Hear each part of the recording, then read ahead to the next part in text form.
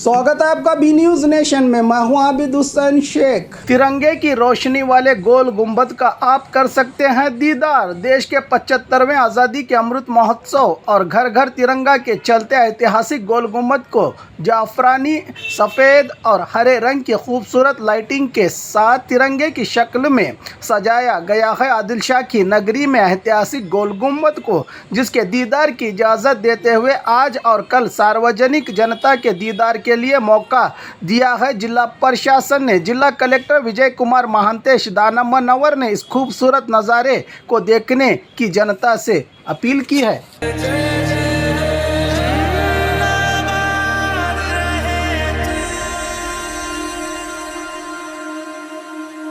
है मेरी ज़मीं अफसोस नहीं जो तेरे लिए 100 दर्द सहे। महफूज रहे तेरी आन सदा चाहे जान मेरी ये रहे ना रहे।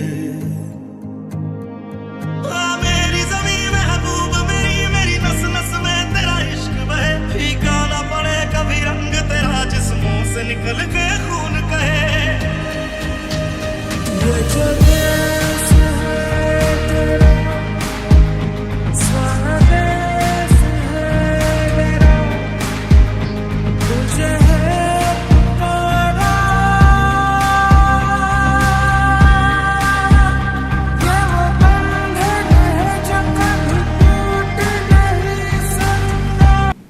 और खबरों के लिए देखते रहिए बी न्यूज नेशन।